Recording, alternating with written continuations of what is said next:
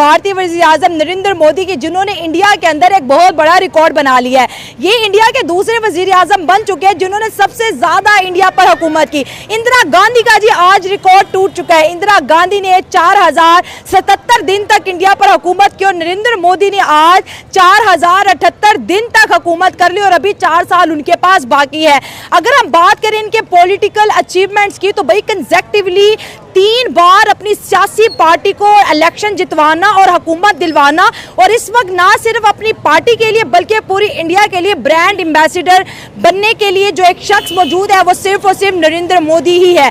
हम बात करेंगे उनके पॉलिटिकल कैरियर पर, इंडिया के अंदर उनकी शानदार कामयाबी पर, और जब वो सीएम रहे तब भी 3 दफा उनको बार बार सीएम की कुर्सी के लिए चुनाव में चुना गया। आज बात करेंगे मालदीव भी जी पहुंच चुके हैं। जैसे हमने पहले बोला था, ये मनाजिर आप देख रहे हैं, क्या शहाना इस्तकबाल होता है, उनकी आमद पर शादियां नहीं बजाए जाते हैं, नाच गाना आप देख रहे हैं। और Maldives ji as a guest of honour, get out India से as a guest of honour तक भी बात करेंगे कि किस तरह से नरेंद्र मोदी की पॉलिटिक्स जो है इंडिया से बाहर भी काम करती दिखाई दे रही है। और लंदन में जो फ्री ट्रेड एग्रीमेंट किया है वो लड़कियों को तो पता चल चुका है जी। लंदन में जितनी भी फैक्ट्रीज हैं वो अपना माल जब इंडिया को बेचेंगी स्किन केयर और ब्यूटी से रिलेटेड, उसके ऊपर टेरर भी कम है और वो जी कस्टम फ्री ड्यूटी फ्री भी है। तो ये बहुत बड़ी डेवलपमेंट है और एक बहुत बड़ी खबर भी है। कांग्रेस का क्या रिएक्शन है जी इसके ऊपर कि 2nd नंबर पे जी भारतीय वजीर आजम नरेंद्र मोदी का नाम आएगा जिसने इंडिया पे सबसे ज्यादा हुकूमत की। वो तो मतलब काट खेलते हैं। अच्छा। दूसरा है कि जो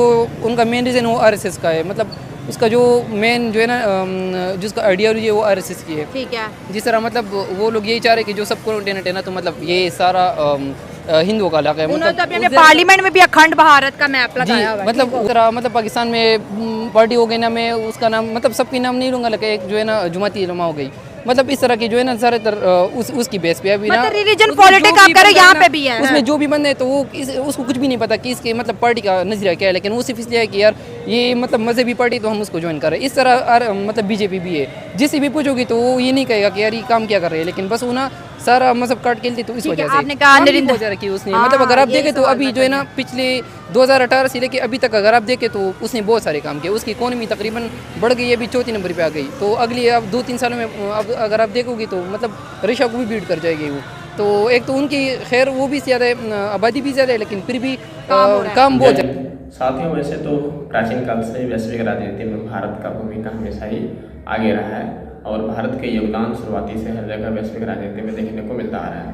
लेकिन बीच में जब ये कहीं हो गया था तो लेकिन उसके बाद फिर आज वर्तमान में अब ये एक दौर आ चुका है जब दुनिया को कोई भी फैसले जो हैं वो भारत को मद्देनजर रखते हुए करना ही पड़ता है ज़्यादातर फैसले। हालांकि कितने देश नकारने की कोशिश भी करते हैं भारत को, लेकिन फिर भी उन्हें नकारने में भी ध्यान दिया जाता है कि वो भारत को नकार रहा है। और उसी के तौर पर हम बात करते हैं कि आज भारत जिस स्थिति में पहुंच चुका है कि जो देश पता चलता है 5 महीना पहले या 1 साल पहले ही वो भारत का विरोध इस हद तक करता है कि भारत के विरोध के कारण वो पार्टी सिर्फ और सिर्फ इलेक्शन जीत जाती है। और आज विचारधारा उनका इतना बदल गया है, जिस पार्टी और जिस खास नेता का वो विरोध कर रहे थे उसी नेता को चीफ गेस्ट बनाए हुए बैठे हुए हैं और उनका स्वागत कर रहे हैं एक तरीके से भारत का साथी। तो ये राजनीति में एक तरीके से उलटफेर भारत आजकल कर चुका है और अपनी जो स्थान है अपना वो विश्व की राजनीति में कई देशों में। अच्छा, मेरा सवाल ये है कि क्या नरेंद्र मोदी को 15 साल बाद उनकी पार्टी रिटायर कर देगी, या उनकी पार्टी के लिए भी बहुत बड़ा चैलेंज है कि नरेंद्र मोदी जैसा कोई फेस अब बीजेपी के पास है? अगर इतनी बड़ी पार्टी है तो वो मतलब ये बात लाजमी है कि वो कुछ और बंदा इस तरह उसकी बनाने की कोशिश होगी जिस तरह अभी नरेंद्र मोदी है। क्योंकि जब इतनी बड़ी पार्टी होती है तो उसमें एक और बंदा इस तरह होता है, जब उसके बाद मतलब 4 संभालता है। तो अभी देखा जाएगा कि उसके बाद कौन सा बंदा होगा। वो तो कह रहे हैं योगी आएगा, लेकिन लोग कहते हैं योगी भी नरेंद्र मोदी की रिप्लेसमेंट नहीं बन सकता। ये तो मतलब रिप्लेसमेंट तो नहीं बन सकती, इस तरह तो नहीं होता कि मतलब उसी तरह बंदा आ जाए, लेकिन उसकी आइडियोलॉजी पे आएगा, अभी देखा जाएगा कि उसकी तरह होगा। अच्छा, तुक्का लगाओ कि ये 15 साल तो मिल गया, अगले 5 साल भी क्या मोदी के हैं कि नहीं? हाँ, मुझे तो लग रहा है जब तक मोदी होगा तो लाजमी वो आएगा। मतलब इनकी लाइफ में रिटायरमेंट नहीं है? नहीं, बिल्कुल रिटायरमेंट नहीं है। और मतलब अगर आप देखें तो वो बहुत लीड से जीतता है ना, एक तो होता है कि 1000 2000 मतलब उसकी आबादी तो ज़्यादा है, लेकिन परसेंटेज उसकी ज़्यादा होती है ना, जिस तरह अभी हमारे यहाँ होता है। बिल्कुल में मुझे आज एक बात पता चली है नरेंद्र मोदी के मुतालिक। उसके सियासत से तो हम बिल्कुल डिसएग्री हो सकते हैं, लेकिन जिस तरह उन्होंने इंडिया को रूल किया है 10-11 साल से, हम खुद हैरान हैं। देखो, जिस तरह अभी मुझे एक बात पता चली है कि इंदिरा गांधी जो जवाहरलाल नेहरू की बेटी थी और उसके पास एक स्ट्रॉन्ग बैकग्राउंड था, एक नरेंद्र मोदी जो एक ग्रास रूट लेवल से उठ के प्राइम मिनिस्टर बना है, उन्होंने 8078 दिन हुकूमत की है। 4078 दिन, और उससे पहले इंदिरा गांधी ने एक दिन कम हुकूमत की थी। इसका मतलब है कि उसकी हुकूमत आगे भी बढ़ेगी। जिस तरह अभी इंडिया में बात चल रही है कि नरेंद्र मोदी को रिटायर होना चाहिए, क्योंकि बीजेपी में एक रूल है कि 75 साल के बाद एक लीडर होगा वो रिटायर होगा, लेकिन मुझे नहीं लगता कि नरेंद्र मोदी का कोई रिप्लेसमेंट है इंडिया में। हम योगी आदित्यनाथ के बात करते हैं, उसमें वो क्वालिटीज़ नहीं है। उसे अभी भी जिस किस्म की वो इंडिया में जगहों के नाम बदल रहा है, यूरोप में उसके खिलाफ एक बहुत स्ट्रॉन्ग मैसेज आ रहा है कि ये गलत काम करे, इसको नहीं बदलने चाहिए। तो मुझे नहीं लगता कि मोदी को कोई गिरा सकता है। जिस तरह उनकी अभी हुकूमत चल रही है, मुझे लगता है 2-3 टर्म और भी वो गुजार के चला जाएगा। मुझे भी ऐसा लगता है कि ये 5 साल तो इनके पास है, तो टोटल 15 हो गए। 15 के बाद भी मुझे लगता है 8-9 साल वो रहने वाले हैं। भाई, इतने बड़े फेस का रिप्लेसमेंट कहा है। ये फेस इंडिया के लिए ब्रांड एम्बेसडर भी है, ये फेस इंडिया के लिए सब कुछ है। अगर नरेंद्र मोदी का पॉलिटिकल कैरियर देखिए, भाई 15 साल गुजरात में सीएम रहे, फिर 15 साल ये देखिए अब वजीर आजम रह रहे हैं।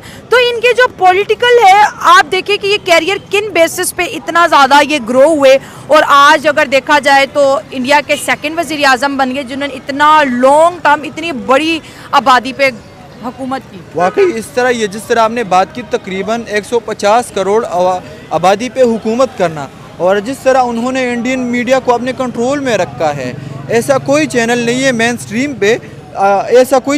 स्ट्रीम पे उसके खिलाफ बात कर सके। अगर हुकूमत में कोई गलत काम होता है, मीडिया अपोजिशन को ट्रोल करना शुरू कर देती है। ये भी एक बहुत बड़ी बात है। अपोजिशन पार्लियामेंट में भी पिसती है और अपोजिशन मीडिया में भी पिसती है। वहाँ के जितने भी एंकर्स होते हैं ना, अगर कोई इशू आते वो कहते हैं कि आप लोग क्यों प्राइम मिनिस्टर के बारे में बात करते हो, मीडिया उनको तनकीद का निशाना बनाती है। और मीडिया 10 प्रोजेक्ट मोदी के सामने रख देती है। वाकई उन्होंने ये किया, तुम लोगों ने क्या किया। वाकई इस तरह है, और इसमें कोई शक नहीं है। उन्होंने असल में मोदी की जो हुकूमत की बेसिस है ना, वो मेजॉरिटी को बहुत ही ज़्यादा फैसिनेट करते हैं। वहाँ की जो मेजॉरिटी है ना, उनकी आवाज़ सुनती है। यानी उन्होंने वो जो हिंदुत्व है उस पर बहुत ज़्यादा एक तरीके से चल रही है। मेरे ख्याल में उनकी जो इश्यूज होती है ना, इलेक्शन जो, वो बड़ी इंटरेस्टिंग हो। वैसे तो साथियों, भारत ने मालदीव का एक बार अस्तित्व भी बचाया था, जब वहाँ पर एक बुरी तरीके से हमला हुआ था 20वीं शताब्दी में। तो उस समय भारत ने ही इसका जो है मदद किया था, और हालांकि फिर बीच में मालदीव भूल गया था कि भारत जो भी करता है उनके फ़ायदे के लिए करता है, भारत का सहयोग उसके लिए ज़रूरी है। लेकिन आज फिर से उन्हें शायद भारत की मदद की ज़रूरत है, इसलिए भारत ने उनके पैसे में भी मदद किया है, और भी तरीके से भारत करेगा। और साथियों, ये ज़रूरी भी है क्योंकि मालदीव हमारा पड़ोसी देश है। लेकिन हमें इसकी अपेक्षा रहती है कि अगर हम छोटे मोटे देश की इज्जत कर रहे हैं, उनका मदद कर रहे हैं, तो बदले में हमें भी तो इज्जत चाहिए। लेकिन मालदीव जैसे देश ने बीच में एक बार बेइज्जती की थी हमारे विरोध करके, हमारे अपने टी-शर्ट पे इंडिया बाइकआउट करके, भारत बाहर जाओ, ये सब करके नारे जब इन्होंने लगाया था। लेकिन फिर भी चलो, कुछ तो अच्छा हो रहा है। बांग्लादेश भी अब धीरे धीरे लाइन पे आ रहा है, और मालदीव भी अब लाइन पे आ चुका है, और भारत के सहयोग के साथ अब आगे बढ़ने के लिए धीरे धीरे ये तैयार होते नज़र आ रहे हैं। और साथियों, दूसरे में यह कि हमारे प्राइम मिनिस्टर जो हैं, अब नेहरू जी के बाद अभी दूसरे ऐसे प्राइम मिनिस्टर हो गए जो कि सबसे ज़्यादा कार्यकाल कर चुके हैं, और अभी इनके पास